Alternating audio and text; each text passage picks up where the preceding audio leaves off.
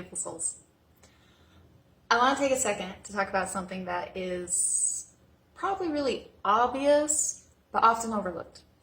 But it's imperative in creating desires that we want to last. It is the concept of law of attraction. Now, do remind you, there are many, many universal laws, and the universe is all about equilibrium. But if we just talk about this one law in particular, the basis of it is to say that if you are in the right frequency and the right vibration, you get to ultimately create your own heaven on earth.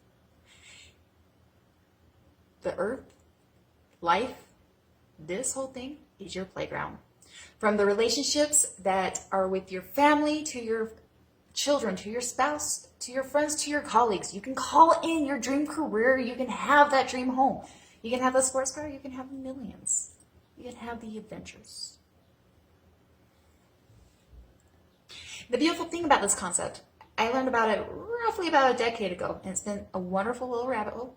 It has taken me from LOA to quantum mechanics, to philosophy, to psychology, to where I am today, which is basically spirituality.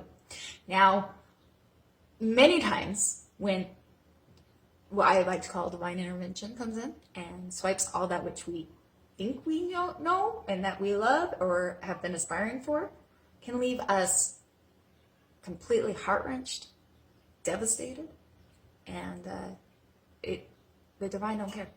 Again, universe, equilibrium. And to me, that's all about soul evolution, because we're required to go in and figure out where was the missing pieces. Where was the faulty foundation at all of this? Healing ultimately requires you to go internal, or quarantine, if you will, to find those answers. Well, yes, you can look outside for support, for inspiration, and for role models. Nobody's going to be able to answer any of these particular questions, because our life paths, our soul journey, our evolution, and our growth are all very unique, very individual, as you are. We're all on different timelines. Not one's better, not one's worse. We're just unique. And that's a beautiful thing. If I wanted to create my desires, would I do it on quicksand? Hell no. Obvious, right? But think about how many times we create these beautiful homes on the side of a mountain, and they never forethought about the plates shifting in the earth that would cause all of these dream homes to flounder under mudslides or rock slides. Obvious, but often overlooked, right? So what would be ground zero? How do we create our desires so that it's not totally swiped out from underneath us? Yes, we're going to have evolution. Yes, we're going to have growth, and our aspirations and passions will change over time. That's a good thing. If there's not contrast, we're not evolving. I like to think 2019 was a shit show. Many of us have been forced to seclude during this pandemic. The beautiful thing, while it may seem really devastating, when things are swiped from underneath us, is that we get to do internal checks. We get to go in and find out what's important to us. Or we get to decide, we get to look at the things that we're missing, to find the answers within that nobody outside can answer. Beautiful gift. Many times it's hairy and nasty, and it requires a lot of layers that we have to get back through. But when you do it alone, there's something really miraculous when you do find that core essence, because you did do it alone. And you find out the authenticity that you are, that the divine created you, is to also find this bravery to know, I did a lot of shit on my own. And to come out and hold that space, to hold the light that which you are, and say, this is who I am.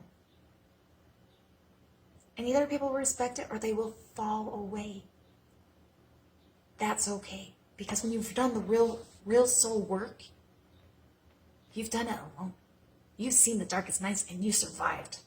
That's what makes you powerful and brave. And holding your own light and holding space to say, this is me, take it or leave it, while those that no longer really matter, that can't respect that, drop away, making room for those relationships, those resources, those things that you will be manifesting, attracting in. You're creating room for all that you want. This is the ground zero. This is where the foundation of forever begins to get concreted. Because here you have the foundation, and then you can really start branching out into all the million directions in your playground, in your canvas of what you want. It comes to the center of who you are, though. It's a gift for many. And while you may have done it in the past, there's always room for fine-tuning. But to go into seclusion, to vibe alone, to figure it out alone, it's really quite a miraculous gift. And I would hope and pray that if it was utilized correctly, that you can be ready to come out and say, this is who I am. And in doing so, you will remove anything that was false pretense, all that which you hid that is beautiful and perfect as you are, to create space for those who are in alignment to who you are, to what not only you can bring, but what they can help, to build, to evolve, to grow, and to only have it shift when you make the choice, rather than have it all swept away. This is where ground zero begins. So much love for you guys. Food for thought. Till next time.